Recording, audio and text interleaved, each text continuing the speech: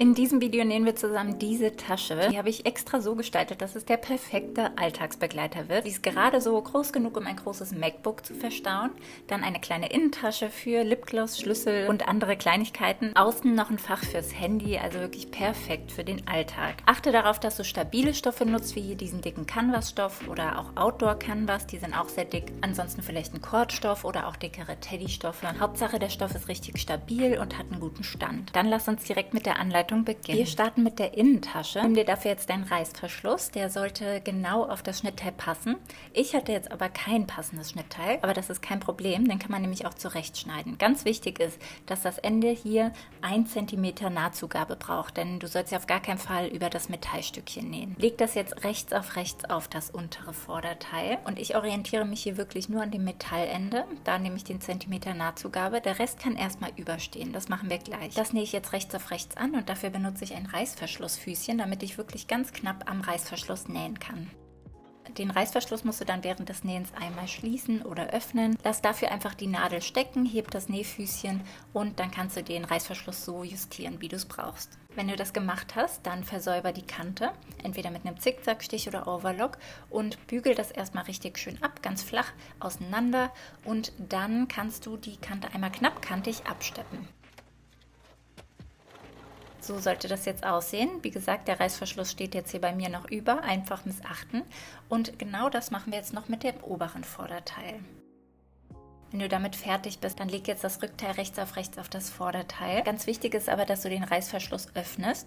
Und jetzt kannst du die 3 Seiten hier ringsherum schließen. Du kannst übrigens bedenkenlos über den Nylon-Reißverschluss drüber nähen, das ist gar kein Problem. Achte aber darauf, dass du auf gar keinen Fall das Metallende des Reißverschlusses triffst.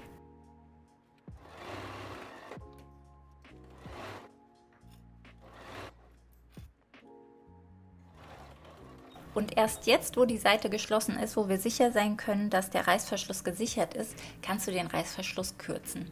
Und so passt er jetzt genau in deine Tasche. Schließ die offenen Kanten noch mit deiner Overlock oder einem Zickzackstich und dann kannst du die kleine Tasche auch schon wenden. Bügel die einmal richtig gut ab und jetzt siehst du, dadurch, dass das ein Nylon-Reißverschluss ist, der steht manchmal etwas ab von außen. Und das kannst du optional noch beheben, indem du die Tasche einfach knappkantig von außen absteppst. Hier ist es aber jetzt wichtig, dass du nicht mehr über den Reißverschluss nähst, das geht jetzt einfach nicht mehr, denn sonst blockiert man ihn ja. Außerdem haben wir das Metallstückchen hier am Ende. Deshalb stoppe ich am Reißverschluss und starte dann auf der anderen Seite erneut. Nimm dir jetzt das Vorder- und Rückteil der Tasche. Jetzt befestigen wir den Magnetverschluss. Auch das ist optional, vielleicht möchtest du den gar nicht nutzen. Falls du den aber nutzen möchtest, dann markiere dir erstmal die Position des Magnetverschlusses und dann kannst du den gemäß der Gebrauchsanleitung anbringen. Ich würde dir auf jeden Fall so Clips empfehlen. Ich musste den leider festnähen, das dauert einfach ewig. Leg das Vorder- und Rückteil jetzt rechts aufeinander und schließ die Seitennähte.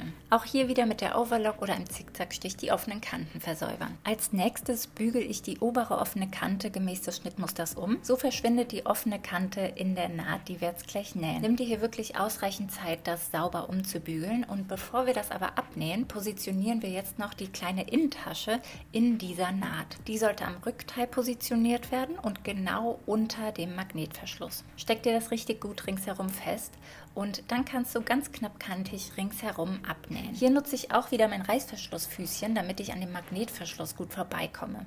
Das könnte etwas eng werden, wenn du da dein normales Nähfüßchen nutzt.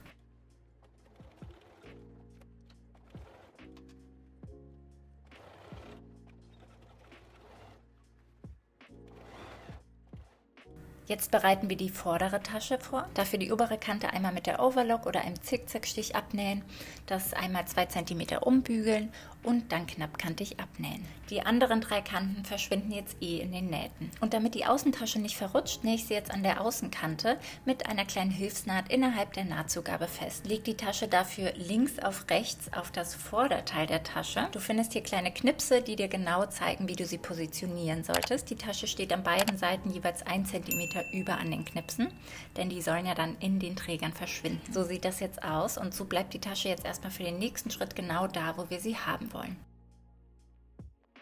Bevor wir jetzt weiter nähen, müssen wir noch die Träger vorbereiten. Das geht aber super easy. Die offenen Kanten einmal zur Mitte hin umfalten und umbügeln und dann noch einmal der Länge nach in der Mitte bügeln und dann von beiden Seiten knappkantig absteppen. Wende deine Tasche jetzt auf rechts und wir befestigen jetzt die Träger am Vorder- und am Rückteil. Auch hier findest du wieder Knipse, die dir genau zeigen, wie du den Träger positionieren solltest. Die Träger sollten auf jeden Fall die offenen Kanten der Außentasche verstecken. Steck den Träger hier wirklich richtig gut fest, weil unter der Nähmaschine erkennt man irgendwann gar nichts mehr. Und hier soll es ja wirklich sicher sein, dass der Träger wirklich gerade angenäht wird. Ich nähe jetzt genau auf der ersten Naht des Trägers und befestige ihn so bis zum oberen Rand der Tasche.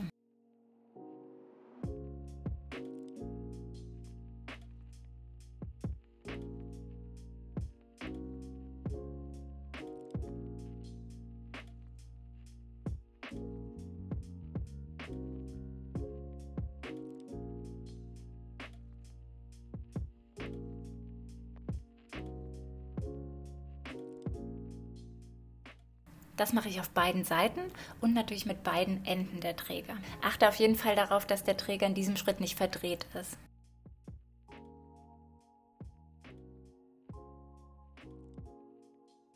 So sieht das jetzt aus. Die Vorderseite ist damit fertig und genau das wiederhole ich jetzt noch für die Rückseite. Auf der Rückseite solltest du aber darauf achten, dass du nicht die kleine Innentasche mit einnähst aus Versehen. Die würde ich mir beim Nähen nach außen legen. Und die Träger sind auch so positioniert, dass sie genau die Innentasche einschließen. Also du solltest sie eigentlich nicht treffen. Und das sieht dann so aus. Damit sieht die Tasche doch schon richtig gut aus, oder? Jetzt müssen wir nur noch den Boden festnähen. Wende die Tasche jetzt wieder auf links und du siehst, die Tasche ist rund, aber das Schnittteil für den Boden ist eckig. Das könnte jetzt ein bisschen tricky werden. Auf dem Bodenschnittteil findest du einen Knips und der Knips markiert die Seitennaht der Tasche. Und von da aus fange ich an zu stecken. Das stecke ich mir also mit einer Klammer fest und dann findest du auch hier wieder Knipse, die die Kanten des Bodens markieren. Die Knipse, das ist ganz wichtig, die musst du jetzt 0,9 cm, also genau unter der Nahtzugabe einschneiden, damit wir den Boden drumherum formen können. Und du siehst, dadurch, dass der Knips jetzt eingeschnitten ist, kann ich den Boden hier genau an der Tasche entlang legen. Und das mache ich Schritt für Schritt ringsherum und stecke mir das mit ganz vielen Klammern richtig gut fest. Und so passt der Boden ganz genau auf die Tasche.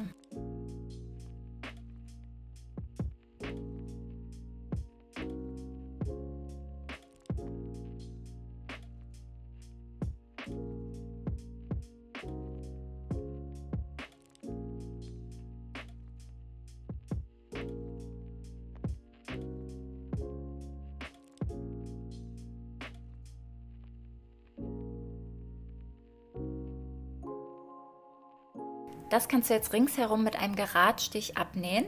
Nimm dir hier wirklich ausreichend Zeit und halte dich genau an die Nahtzugabe von 1 cm. Im Zweifelsfall eher mehr Nahtzugabe als zu wenig, denn wir müssen ja auf jeden Fall die eingeschnittenen Kanten bzw. den Knips hier mit abnähen können, damit kein Loch entsteht. Für Nähanfänger oder Nähanfängerin kann dieser Schritt etwas tricky sein, weil die Tasche jetzt natürlich Falten wirft. Hier ist es einfach wichtig, langsam zu nähen und wenn du an einem Knips angekommen bist, dann lass deine Nadel im Stoff stecken, heb das Nähfüßchen und leg die Tasche so, dass sie wieder gerade aufliegt und du gerade weiternähen kannst. In diesem Schritt entstehen Falten. Die Falten müssen aber einfach immer links von der Nadel sein, damit wir diese auf gar keinen Fall mit einnähen, sondern die einfach nur da sind und sich später dann zurechtlegen dürfen.